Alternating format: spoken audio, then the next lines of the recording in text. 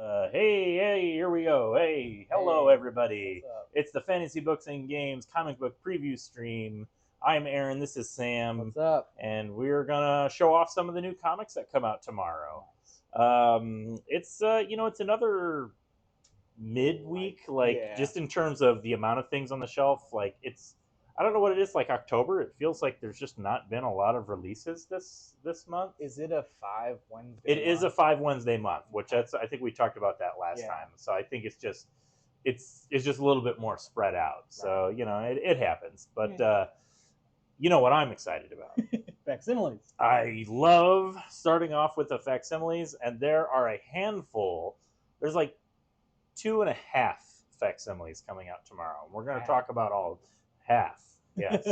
But first, we'll just make mention that Marvel is continuing with their Uncanny X-Men reprints. They're kind of just like reprinting the second half of John Byrne's run on X-Men. Okay. It started as just reprinting the Dark Phoenix saga, Right. and then that ended, and now they're just continuing to do the next because he only did like five more issues after that, and then he left the book. This is Okay. he did. There's like this issue 140, I think 138 or 139 was the epilogue. There's like I think 138 is the epilogue, we talked about it, and then 139 is like just the new team going on, like it's the first issue without Cyclops in it. Right. And then there's this issue, which is very Wolverine focused, as you can see, and it has Wendigo. It's got Alpha Flight in it, and then he does. After this is the Days of Future Past I think story. I've actually read this then. So Yeah. this is a like it's not one of the most classic issues of X Men, but it's pretty classic.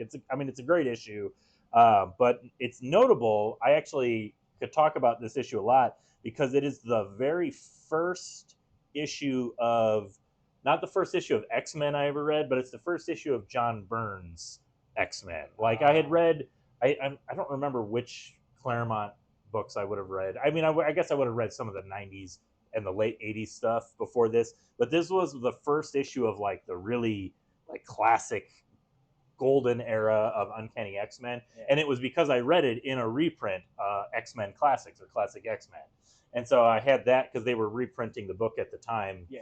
through that, and so this was actually one of the first.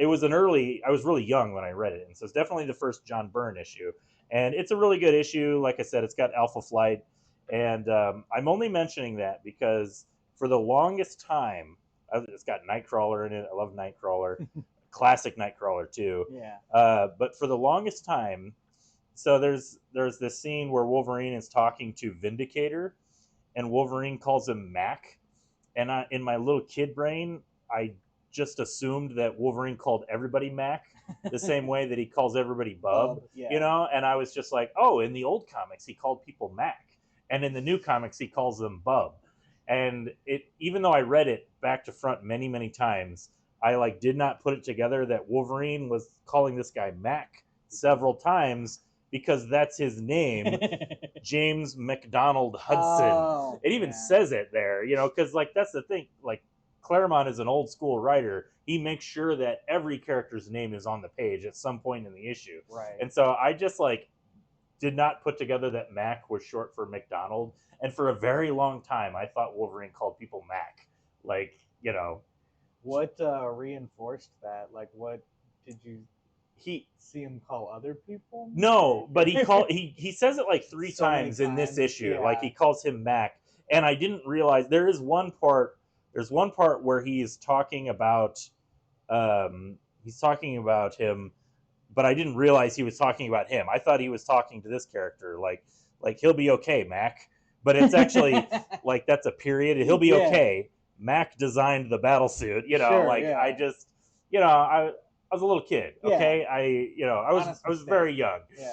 But yeah, it was a long time before I realized. It was probably not until I like reread the whole run, like Claremont's run, as a younger adult that I realized like, oh, he's calling him Mac because that's his name, and he never actually called anybody else Mac. Yeah. He always just said Bub.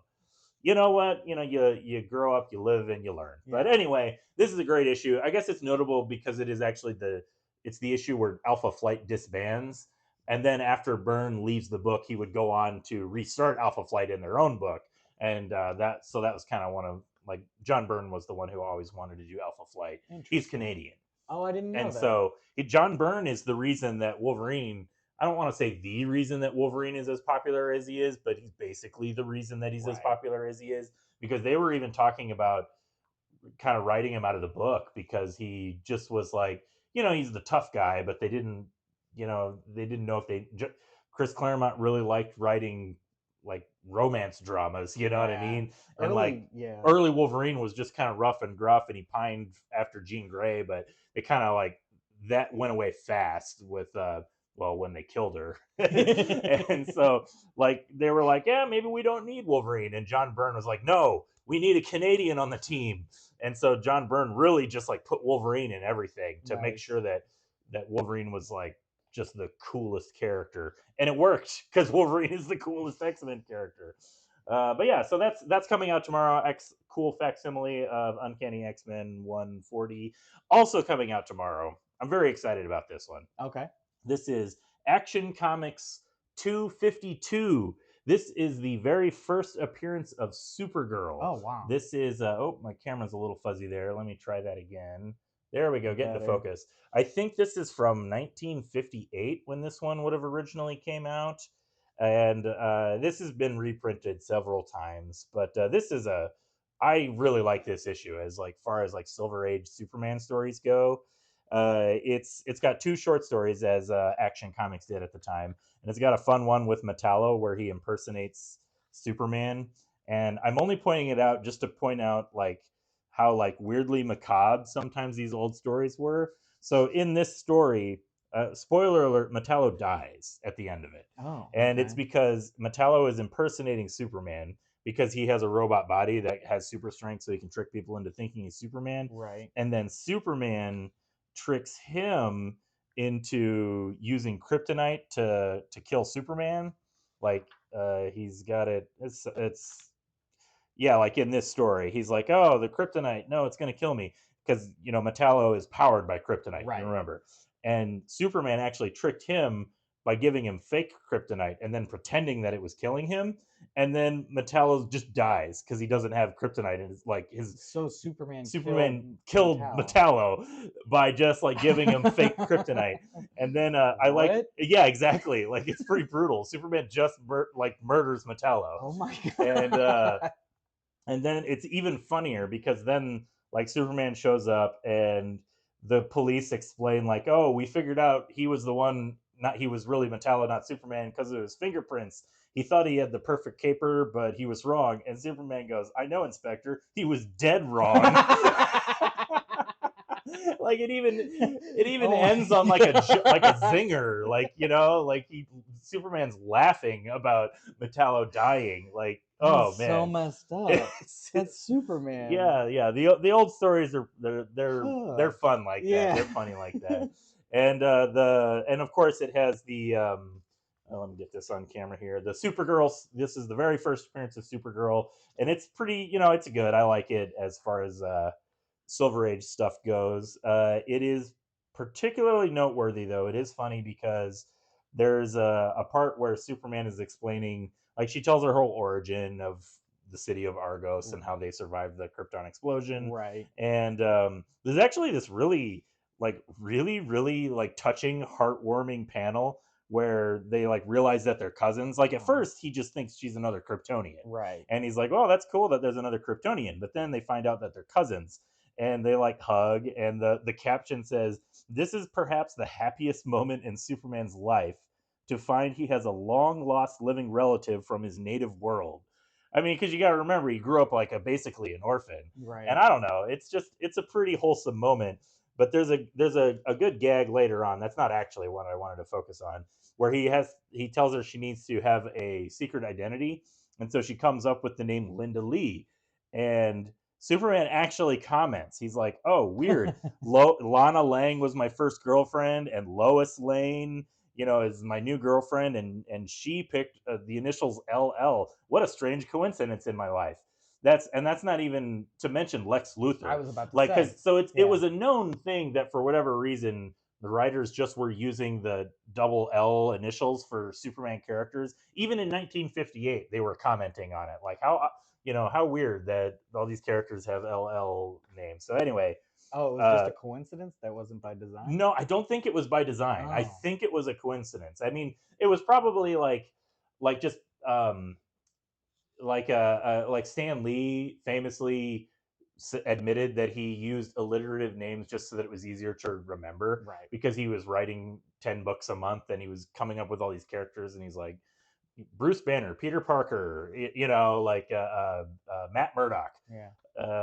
and then he would still get them wrong because like there's famous an issue of Avengers where that's where they call him like Bob Banner, and there's an issue of Spider-Man where he's Peter Palmer. Like he just would forget, How and do you mess that so one I up? think that's probably part of it with the Superman thing where they were Okay. just like it just they're just writing trying to come up with something simple and memorable and at a certain point they're like, oh yeah, they all have the LL initial. That's odd. Clark Kent has got that, even though it's C and K, it's still alliterative. Right. Anyway, so this is a pretty. I'm very excited.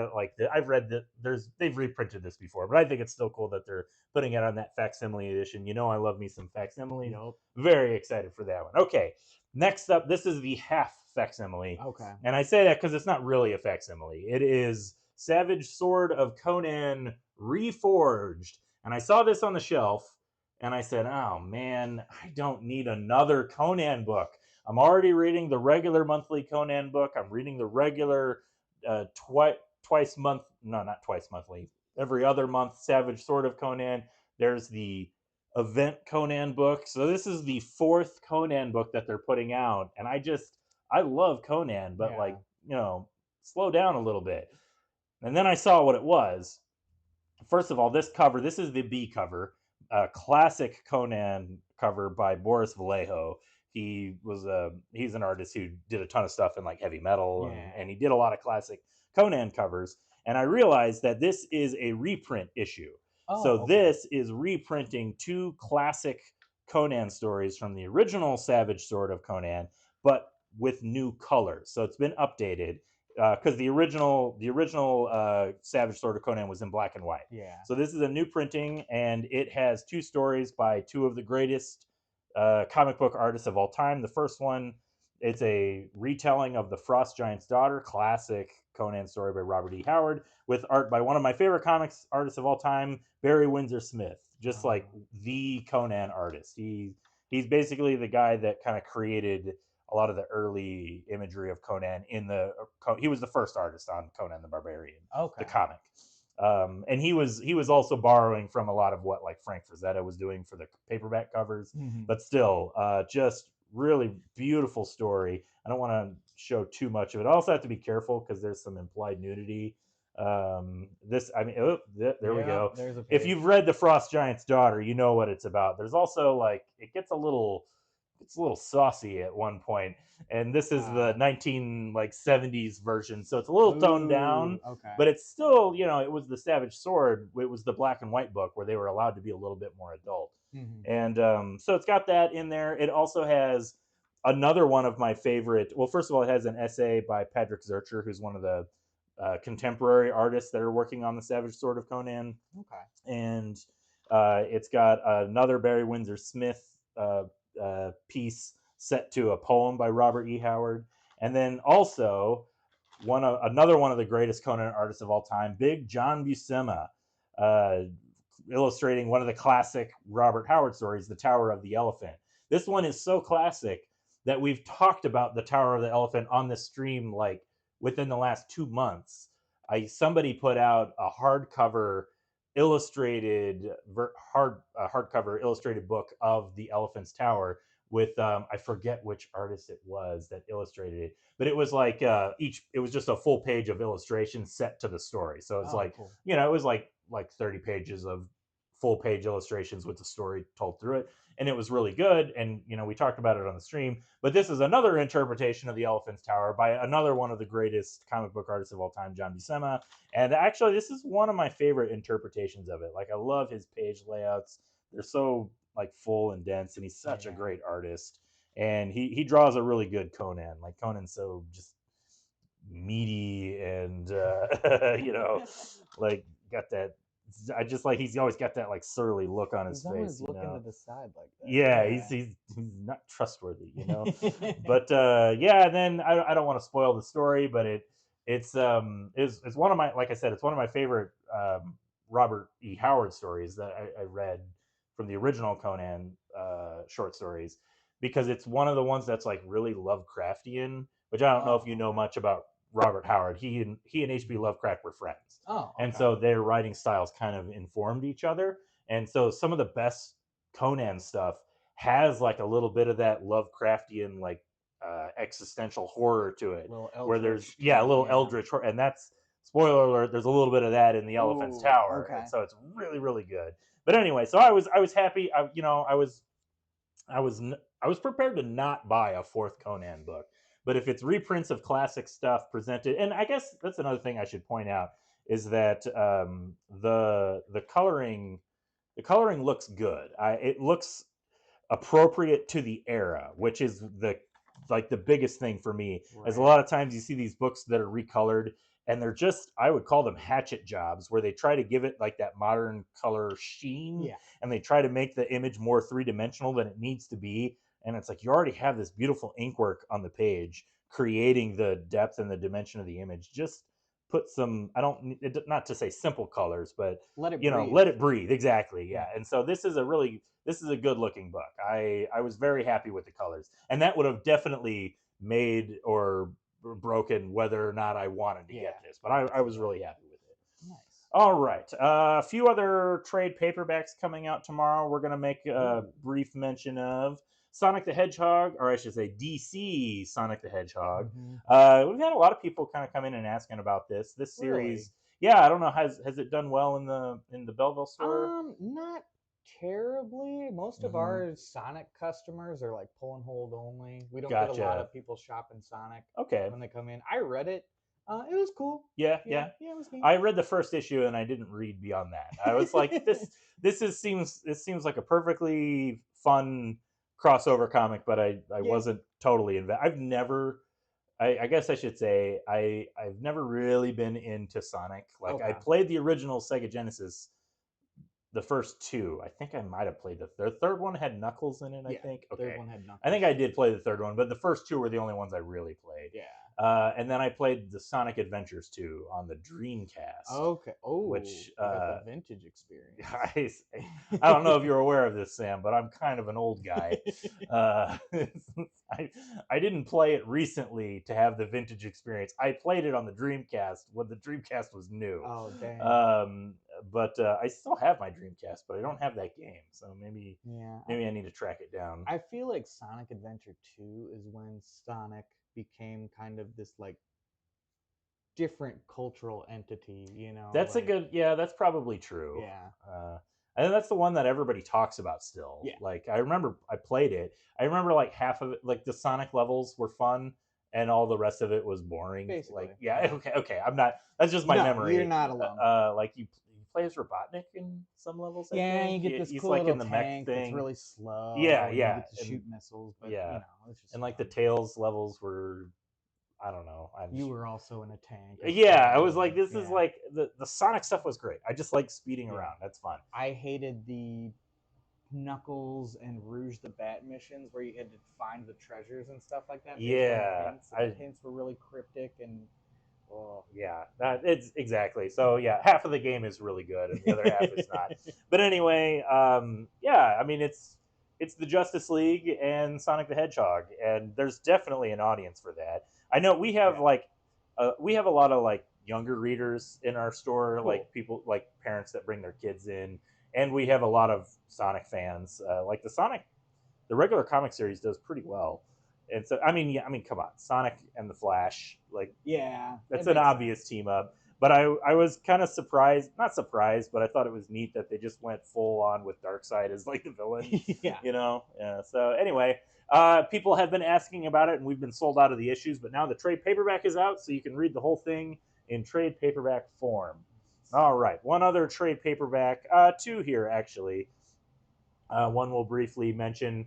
DC's continuing to put out classic series in their digest formats. This is Y the Last Man, which is a series that I read. It was originally a Vertigo series that I read when it was coming out, uh, 20s so many years ago. Has that been? Wow. Yeah, I'm pretty sure it was 2002 or Yeah. 2004 when it first came out. I read it. 2002. Oh, okay. I mean, I didn't start at number one. Yeah. But I picked up like the first and second trade when they were new. Yeah. And then I just read it in trade format. But I like this comic series a lot, and I think it's cool that DC's putting it out in the compact format because edition, it's just $10.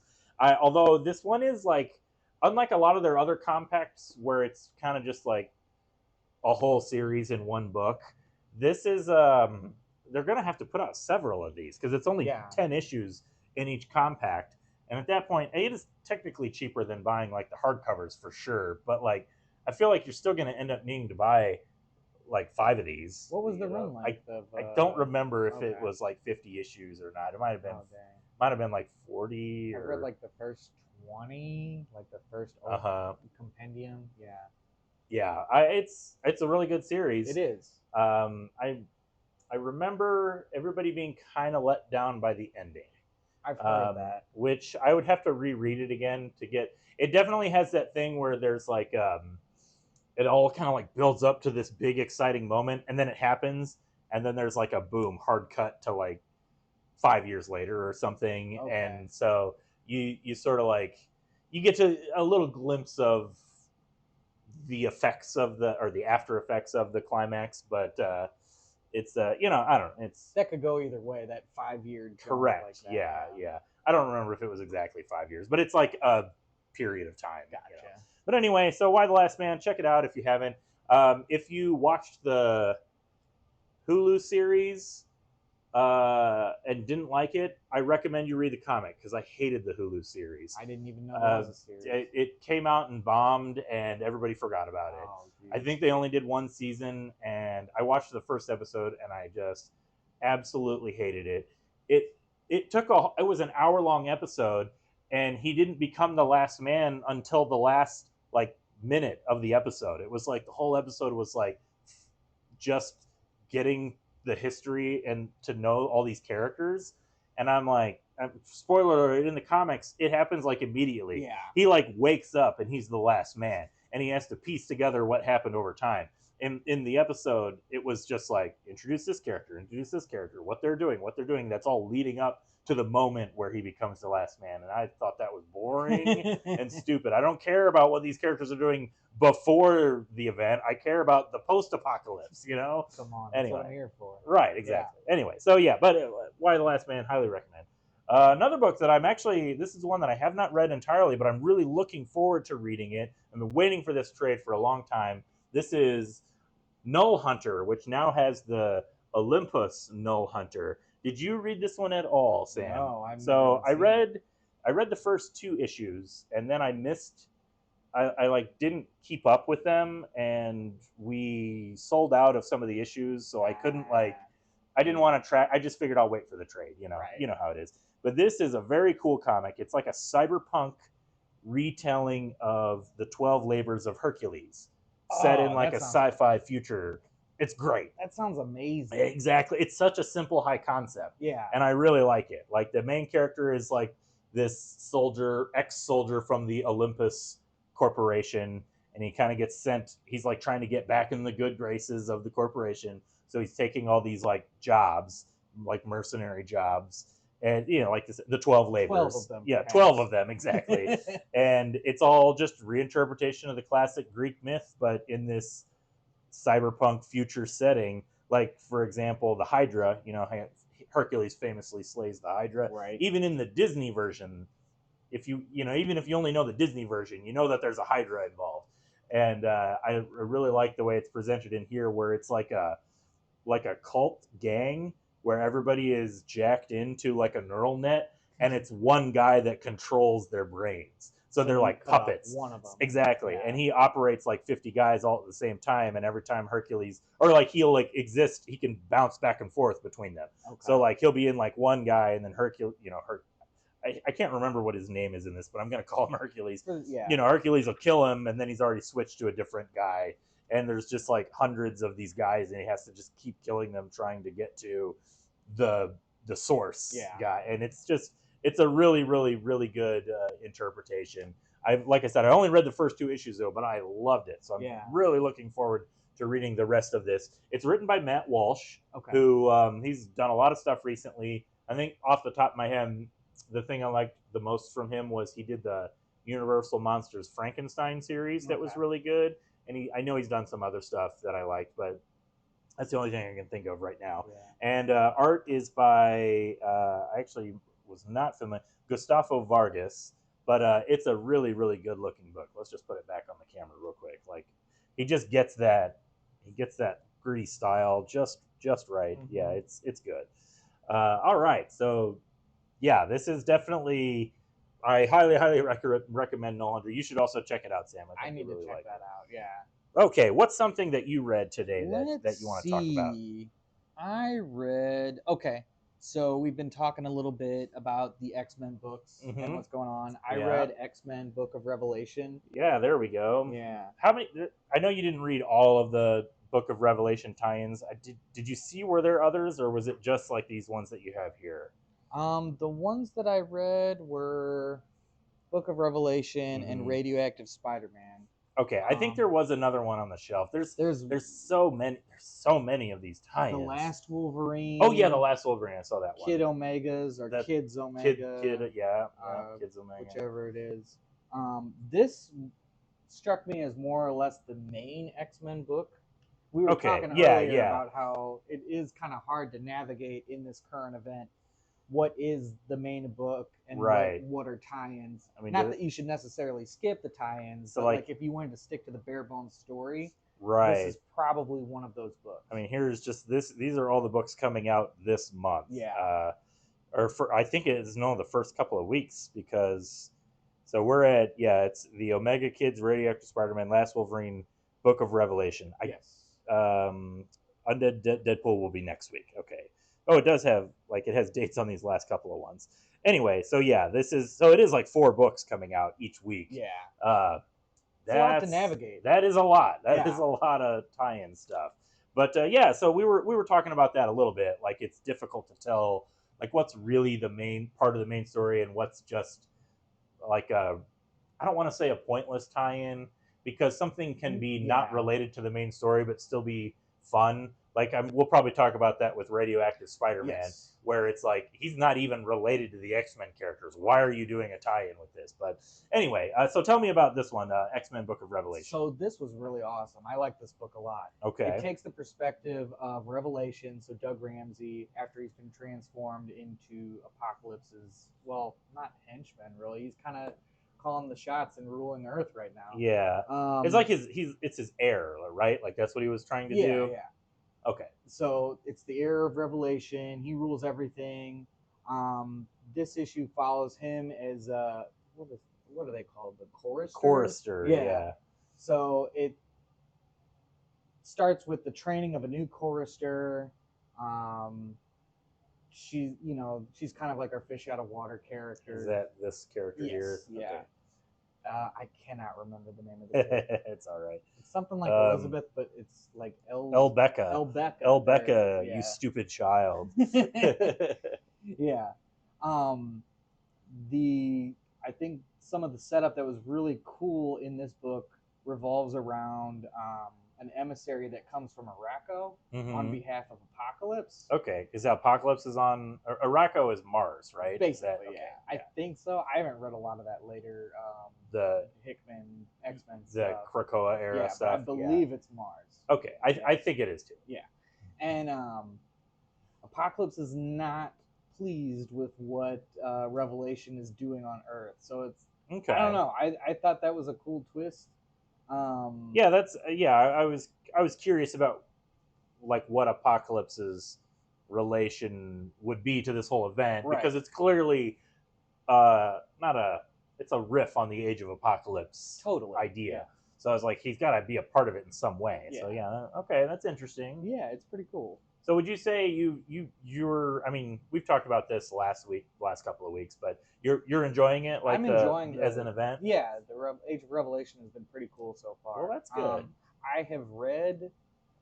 I don't know if I've missed any issues. I think I've read all the tie-ins. Some of them, probably you could get away with not reading. Yeah, yeah.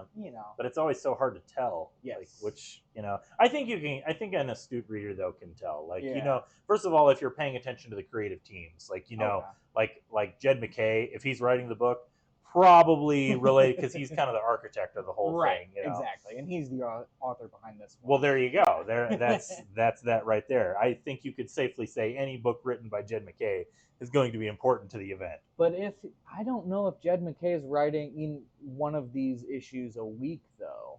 Oh, right. Like I don't know if there's a mainstay issue each week. Right. It could still be written by somebody else. Right. Right. I gotcha. Well, okay, that's good. I'm glad I haven't been following it because I can't get invested in events too much. Yeah. But it looks good. I did read those first 2 issues and I thought they were solid. Yeah. So I'll probably, when this gets put into a collected edition, I might sit down and read it all. That I think would be the perfect time. Yeah. Yeah. Well, let's see. So we got X-Men Book of Revelation. Which other ones did you read? So I also read Radioactive Spider-Man, and that was it as far as. So let's talk about Radioactive Spider-Man real quick while we're on the subject of the X-Men. You see, so this one, Radioactive Spider-Man, as I kind of alluded to earlier, I have to assume this one isn't super important to the overall plot. No, but it's good. It's fun. It's okay. It follows Peter during the Age of Revelation. He's stayed in New York. He's still doing the Spider-Man thing. He's still just being a superhero. Even though the X virus has had horrible ramifications on him. I was gonna say he's got like extra freak mutant arms. Yeah, he's Peter's not in a good way either. His health is failing. I don't want to spoil too much. I was gonna say, about is that. he like a little monster guy under the mask? You don't have to spoil it, but no, but like he's basically like in a perpetual state of dying. He's got cancer. Essentially, he's got to do like super chemo. Yeah. Okay. With radiation. Sure. Frequently in order to keep the X virus at bay. Okay. But he's still Peter, and he's still chugging along. Yeah. Look at that freaky mutant. But and I don't want to spoil what happens at the end. I don't want to flip too far. Yeah. But anyway, okay. But yeah, this looks good. I saw earlier it's written by Joe Kelly, who's writing the current Spider-Man series. So it's which you also said you've been enjoying the current Spider-Man series. I have, and I told you that I'm not a Spider guy, right? At all. Like the Joe Kelly stuff is really the first stuff that I've regularly read. Yeah, I like Joe Kelly. He's a veteran writer. He's been around for a long time. Yeah. He's written a lot of good stuff. He's just one of those guys that he knows the fundamentals of superhero comic writing, and so you can just always count on it to be solid and not making weird decisions. You know what I mean? Even when he does do stuff weird, it makes sense in the story. Like Superman killing Metallo. Exactly. Yeah. Superman killing Metallo. Yeah, and laughing about it. Yeah. He was dead wrong.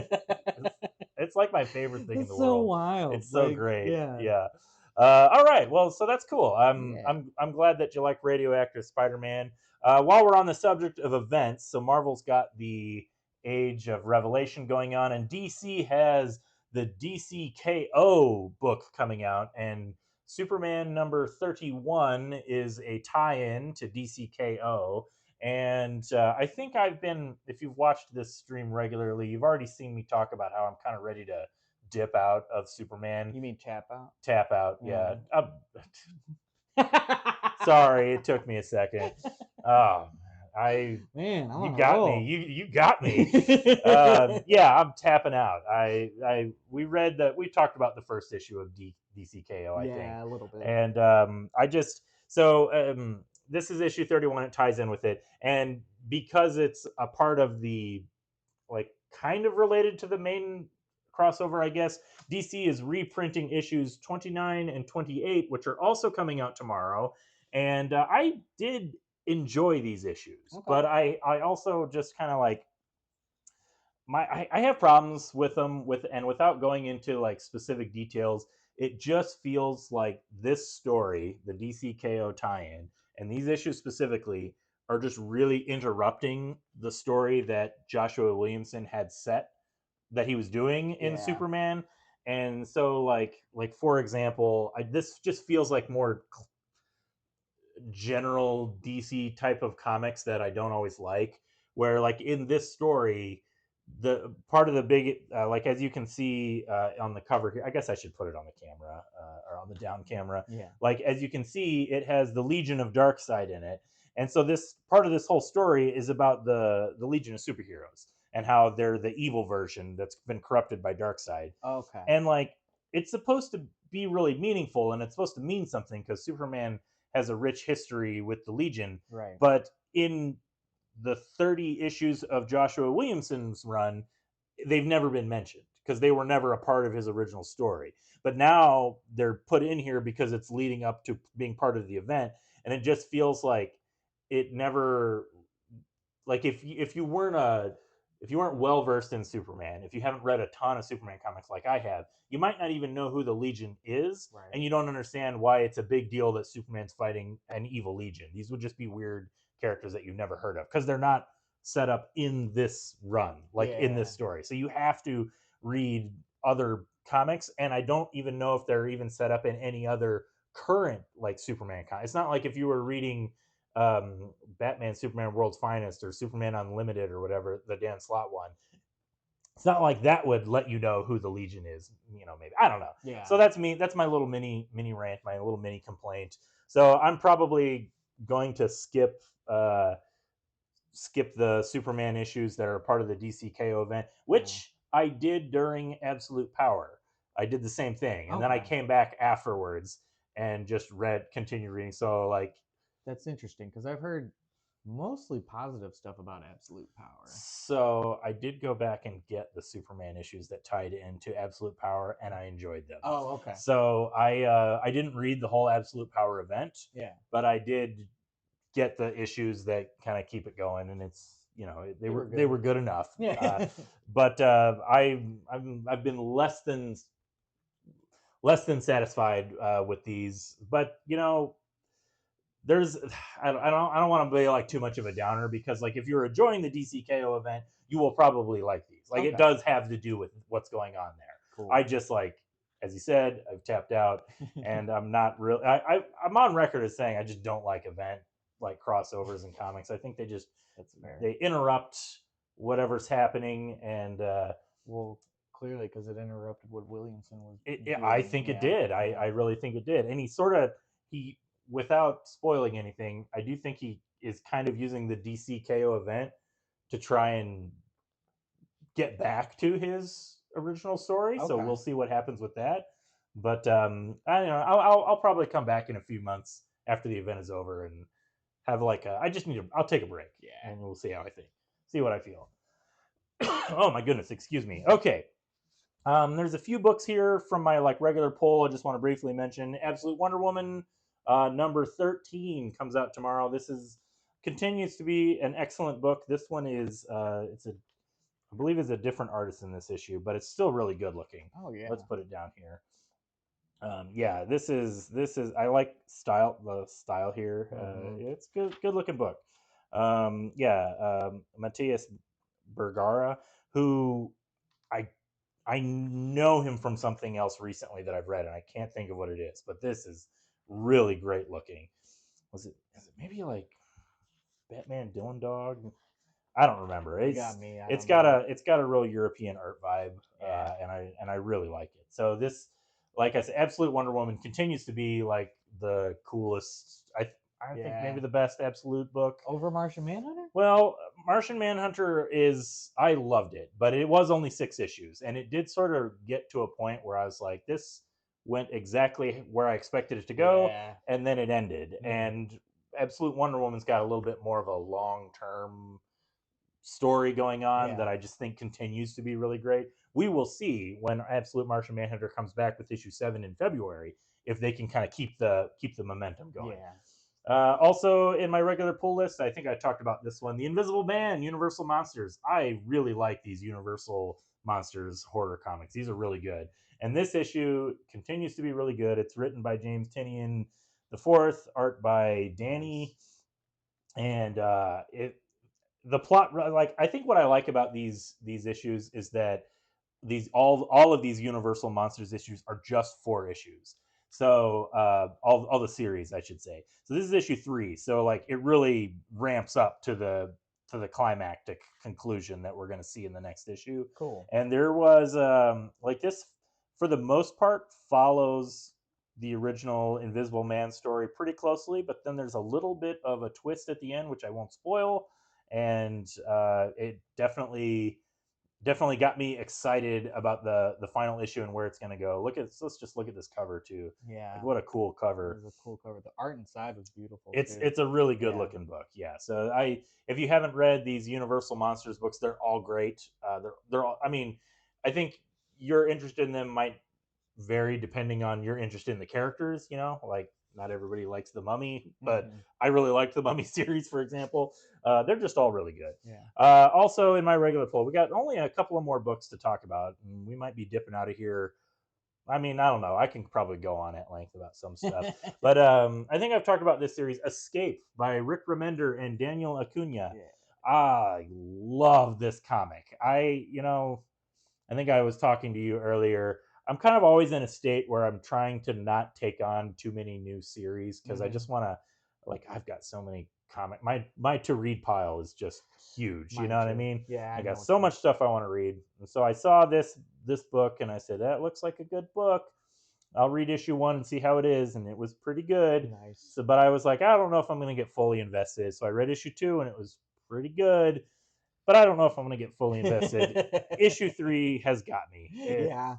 Nice. This whole issue is just two-fisted war drama action. Like the whole issue is just a big action scene, and it's just beautifully rendered. I really like the art. I like that it has like simultaneously kind of like a classic comic art feel to it, while also having this like beautiful painted style almost. It just goes back and forth between the two really, really well. This is just some of the best. Like these remind me of, like, I'm always talking about the old masters, the old comic masters, like we just talked with Conan, with John Buscema and Barry Windsor Smith and Joe Kubert, who drew a lot of he created Sergeant Rock, and he drew all those old war comics in the 70s, 60s, 70s, and 80s. And this reminds me a lot of that without looking like in exactly the Joe Kubert style, but you definitely see the influence on just the way these panels are laid out and the way like he's rendering characters in shadow, and it's really good. I like the color choice a lot. Yes. Yeah, the colors are really good too. How everything's really muted, but like these bright flashes of orange for explosions and gunfire and stuff. Yeah, really great looking. And then also it's talking animals. Like I don't think I even mentioned that, but like that's like the main character is a dog, and all the Nazis are bats, which it's really good. I'm really enjoying this. Rick Remender and Daniel Acuna are killing it on this one in more ways than one. Okay, we got just like 2 more books to talk about. Let's talk about this other book that you have here. All right, I also read Thanksgiving. You know what? Ahoy Comics.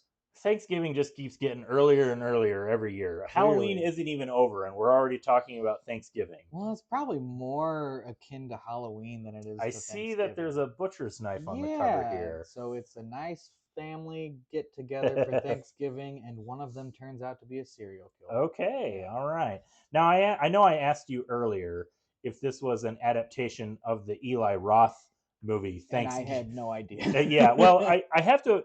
It would, if it was, it would say so. Yeah. But I just think it's funny that it's just the same. Like, was the Eli Roth movie called like Thanksgiving or something like that? I thought it was just Thanksgiving. Yeah. But I didn't see it. I'm not familiar with it. I only know the movie in question. Did you ever see? This might be a little before your time. The Grindhouse movie made by Quentin Tarantino and yes. you know what I'm talking about. Planet Death and Death Proof, or not Planet Death. Was it It wasn't Planet Death. Machine Gun Leg Girl. Machine Gun Leg Girl. Yeah. Yeah, and then Death Proof by Quentin Tarantino. Robert Rodriguez. And so if you saw it in theaters, which I did, they had fake trailers for fake movies, and one of them was Eli Roth's Thanksgiving movie, and it was like a horror Thanksgiving story. It was like Halloween but for Thanksgiving. I forgot all about that. It took 20 years, but he finally made the movie like a few years ago, and it's supposed to be pretty good. I didn't see it because I'm not a big like slasher horror guy, and I'm also not a totally big fan of Eli Roth either. But that's supposed to be one of his better films. So I saw this on the shelf, and I was like, oh, because it's Ahoy, this publisher, Ahoy Comics, like they're doing the Toxic Avenger comics right now, which are an adaptation of the classic Toxic Avenger. So that would come with the territory then. Right. It wouldn't surprise me if this was, but it doesn't say anywhere like based on, the property created by Eli Roth or anything like that. So I guess this is, maybe it is just a case where Thanksgiving is just generic enough that you can just call your thing Thanksgiving and nobody's gonna, there's not really copyright infringement. Yeah. Because it's Thanksgiving. Right. But anyway, so tell me about this comic. It was really great. It was a one shot. I think it's only 24 pages, and it's got a nice let me put it on camera. There we go. Sorry. It's got a really nice story from beginning to finish. It felt a lot like a conversation about having Thanksgiving with your family. Obviously, or I should say, hopefully, none of your family members are serial killers, but it is like about tensions. Yeah. Family drama always happens at Thanksgiving. Right. And how, like, we come together because we need this. We need the familial connection and stuff like that. But, yeah, it's strained. Yeah. And then it turns into, like you said, a serial killer kind of horror. Yeah. Like there's a finger in the pudding. The proof is in the pudding. It's okay. That's when I knew I loved the book. Yeah, you like that. You like that pun. It is written by Mark Russell, who is a writer that I really like, and he does do a lot of like clever satire. He did the Flintstones comic at DC several years ago. Oh, I never read that, but I remember being interested. Yeah, it's pretty good. Okay. Like it's got this type of satire. In it, but yeah, so yeah, if you need more Thanksgiving themed horror, like I get it. We have a lot of like Christmas horror, but like there's not a lot of Thanksgiving horror. So I'm glad that they're pushing the boundary and expanding the genre. Someone is filling the void. Somebody's filling that void. Yes. All right. So there's one other book coming out tomorrow that we'll talk about, and that is Skinbreaker, which I have the Treasury edition here, which is the oversized version, just like they did for the first issue. And then we have the regular size. This is the B cover of the regular issue, but I might just put the regular one on camera just because the Treasury is not going to really fit. As you can see, like just how much bigger it is. Oh my God, it's huge. It's so big. But this is issue 2. We talked about issue 1 last month when it came out. Yeah, I like this comic. I'm not gonna pretend it's like my favorite thing in the world. Right. But I like it enough that I am enjoying this Treasury edition because as I think we said last time, it's David Finch is the artist. It's written by Robert Kirkman, but it definitely feels like an artist-driven concept where kind of the whole point of this story is to just admire David Finch's art and the way he draws these like orcs or aliens or whatever they're supposed to be, these like barbarian orc characters. And the story pretty much goes so far exactly where you're expecting it to go. Like this drama set up where this tribe, it's like a very like barbarian type setting where this tribe has laws where once the chieftain is too old, somebody has to challenge him and kill him and take his place. Right. And the main character is like kind of this noble good guy, and he doesn't want to kill the chief because he thinks it's needlessly savage to just kill somebody, and we could still learn things from him. But there's another guy who's like a brutal Right. jerk who's just like a real savage, and he can't let him challenge the chief, so he has to reluctantly challenge the chief and then kill him so that he can take over. And it, like I said, the story moves kind of where you're expecting it to go. It's really just about admiring the art, and it does look great. I really do like just the like all these big pages. And then I will say, like, it's not like a plot twist, but there was something, like the story kind of moved in a direction I didn't totally understand. Or no, I'm sorry, I did understand it. I didn't totally expect. It. Yeah. Where it kind of like it just moved in a way, in a direction that I didn't think it would do. Like in a good way. In a good way, okay. Yeah. Like where I was like, because like I said, I don't sound like I'm like super excited about it, and I'm talking about it in a very perfunctory way. Like it hit all the beats it needs to hit. It looks really good. There's nothing really surprising or shocking in it. There was one moment where I was like, oh, we're going here, like with the story. It did like catch me a little bit off guard, and I liked that. So I'm curious to see like issue 3, like if the story can kind of keep moving in not unexpected ways, but just less expected ways. You know what I mean? But yeah, so I'm enjoying it. We're only 2 issues in, but and the art's beautiful. The art is beautiful. That is the main like point. That's the whole thing. Let's just put it back on camera here. Like these so many just like beautiful 2-page spreads where you just get to really admire all the little detail that David Finch puts into it. Yeah, really, really cool.